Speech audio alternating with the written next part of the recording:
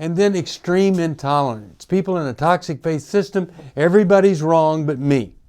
We're the chosen people, we're the most important, and it's really sad that there's so much alienation among believers because somebody thinks they're better than somebody else. From New Life Ministries, this is Going Deeper with Stephen Arterburn. I'm Stephen Arterburn. And Going Deeper is all about taking the tough issues, the hard issues of life, looking a little bit deeper inside so that we can gain some insight into our lives. Hi, Steve Arterburn here, and thank you for joining me for Going Deeper. We're going deeper into toxic religion, religious addiction, spiritual abuse. And so let's look at some of the forms that toxic faith develops as a person gets really into it. One is compulsive religious activity. One time I was in a hotel, and there are these people, and they were moved. I mean, they'd stand up and they'd sing together, and they were excited, and it's like adrenaline pumping. And I thought it was a church meeting there. But in reality, it was a Tupperware convention. People that sold Tupperware, and they were doing stuff that you would see in a church that was kind of a little off balance. They were creating this chemical rush over Tupperware. And we see people doing this in a toxic faith system.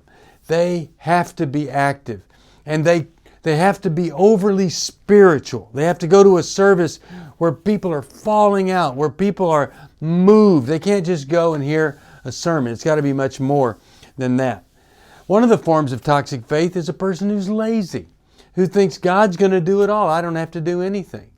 And that's not balanced faith. We do everything we can do, and we trust God to do what we can't do. That's how it could work and works best. And then here's another thing. People will hear somebody say, give $1,000 and you're going to be financially blessed. So they're giving $1,000 hoping that God's going to give them $10,000 back.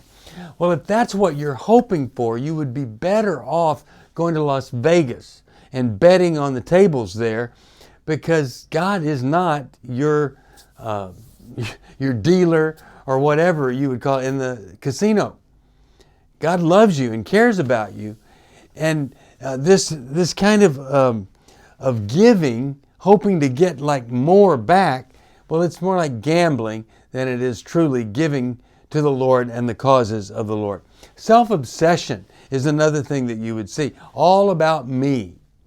If you go to a church, the toxic you says, what does this church have for me? Versus what can I produce and give to this church?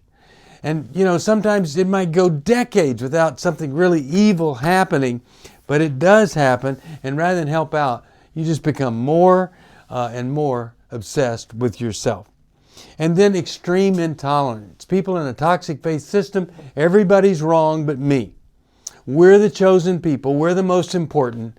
And it's really sad that there's so much alienation among believers because somebody thinks they're better than somebody else.